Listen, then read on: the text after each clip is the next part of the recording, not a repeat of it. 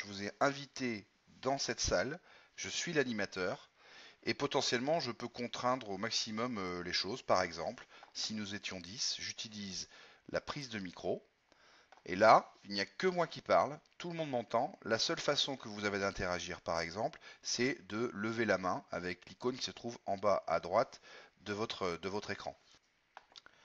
Je peux vous donner la parole. Je vous donne la parole, vous pouvez interagir avec moi, mais tous les autres utilisateurs ne peuvent pas interagir. Donc ça, c'est un mode que l'on appelle présentation. Dans Tamashare, donc je reviens en mode animateur, dans Tamashare, on est parti du principe qu'on n'a jamais mieux travaillé ensemble qu'autour d'une table. Et donc, qu'est-ce que nous avons fait? Nous avons créé une table virtuelle sur laquelle nous allons pouvoir échanger tout un tas de documents, donc soit un tableau blanc, mais aussi une présentation PowerPoint, par exemple, ou PDF, ou n'importe quel type de document. Et comme si vous le sortiez de la sacoche, vous le drag and droppez dans la salle, et le concept, c'est qu'il apparaît instantanément dans la salle. On va pouvoir, en cliquant sur le document, tourner les pages du document, et potentiellement, si je donne la main aux utilisateurs, pouvoir interagir instantanément sur le document. Tout le monde voit ce que la personne fait. Le concept de l'application, c'est que rien n'est stocké sur un cloud. Ça veut dire que tous les éléments qu'on vient de disposer vont pouvoir être récupérés en cliquant sur le petit icône blanc en bas de la barre sous forme de capture d'écran directement pendant la réunion. Le concept, c'est que nous pouvons à la fois travailler sur un tableau blanc et simultanément, l'autre utilisateur va pouvoir travailler sur une présentation.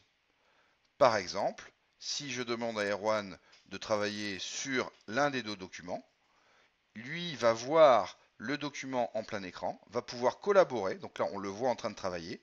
Je pourrais potentiellement moi travailler sur cet espace, sur le tableau blanc, sans que je vois ce qu'il est en train de faire, mais potentiellement, je vais pouvoir le voir en simultané. Nous allons pouvoir aussi partager une application.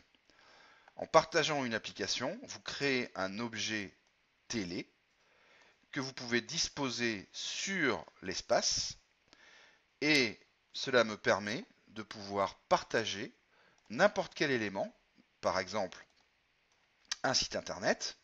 Sur ce site internet, on peut faire en sorte que les personnes puissent collaborer aussi. Donc typiquement, Erwan peut être amené à collaborer et moi simultanément. Bien entendu, on ne change pas le logiciel.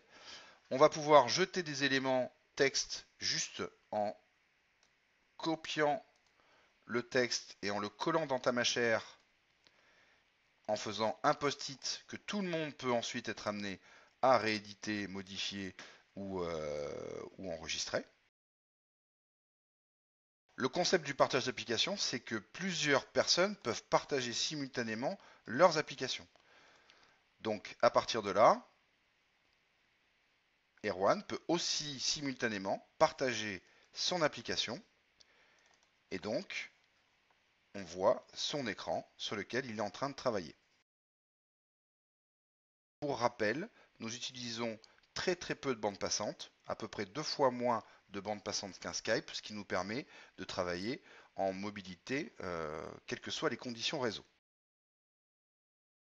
Premier cas d'usage, le management visuel. L'idée, c'est de pouvoir dématérialiser les panneaux de gestion de projet Velleda que vous avez dans vos salles de réunion ou les réunions post-it que vous collez sur vos carreaux. Plutôt que de mettre ça en physique, vous les mettez sur un écran interactif et à partir de là, vous reproduisez la même chose, mais potentiellement avec des gens à distance comme nous sommes en train de le vivre. Nous avons aussi la particularité de faire des applications spécifiques qui ne sont pas Tamashare, mais qui proposent d'être intégrées directement dans le logiciel métier du client, de façon à pouvoir créer des interactions et des connexions avec leur logiciel métier. La formation. Tamashare, c'est vraiment la solution idéale pour les faire toucher du doigt cette interaction en présentiel, mais aussi à distance. C'est ce qu'on appelle le présence-tense. Le concept, c'est le prof donne son cours avec son PowerPoint. Il peut donner un peu d'interaction aux personnes en présence, comme vous pouvez le voir avec les outils de modération. Mais il peut aussi, potentiellement, si des personnes sont absentes, malades ou sur un autre site, donner la main aux personnes qui sont à distance. Donc ça, c'est vraiment un cas d'usage pour faire du collaboratif, quelles que soient les conditions de travail et de la formation. Et un autre cas, ce qu'on appelle des classes inversées, où là, on travaille aujourd'hui avec l'Université de Bordeaux, l'ENSAM et aussi Études Secours au Québec, pour faire en sorte qu'un prof se retrouve dans une salle dédiée avec un écran interactif ou un ordinateur et va donner des cours à plusieurs classes en simultané, soit les personnes sont avec leur PC, soit avec des écrans interactifs.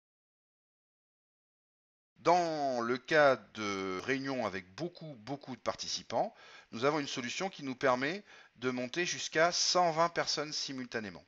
120 personnes simultanément, c'est que effectivement, ça devient compliqué de faire du collaboratif sur une seule table, puisque là, vous le comprenez, on est sur une table avec des chaises, mais on est sur une seule et même table. Quand on commence à passer à 120 personnes en même temps, on va découper cette table en plusieurs tables. Donc on revient dans une salle où en fait on reproduit vraiment la même chose que si on était dans une salle de réunion. Tamashare, c'est plutôt des réflexes liés à des salles de réunion physiques que les logiciels de web conferencing.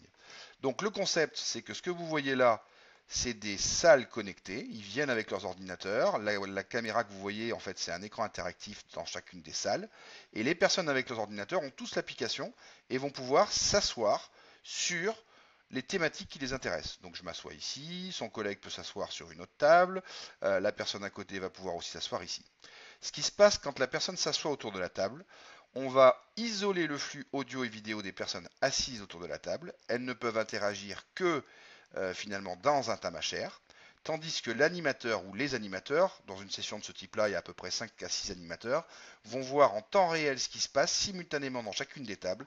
Et là, en utilisant les outils de modération comme prise de parole, passer le micro, s'asseoir à la table, ils vont pouvoir animer cette session. Et bien entendu, vous imaginez le gain de productivité quand plusieurs réunions se passent en même temps sur plusieurs sites. Donc ça c'est le mode groupe. Et en fonction de la configuration que vous souhaitez, vous pouvez choisir la disposition du nombre de tables, soit pour des examens, soit pour des petits groupes, soit des plus grands groupes. Tamaplace a développé une plateforme. Vous l'avez compris, il y a certaines sociétés, c'est le goût, nous, c'est la table. Donc la table, c'est une table de réunion, ça peut être une table d'opération, ça peut être une table de restaurant, ça peut être une table de jeu, ça peut être une table de ce que l'on veut.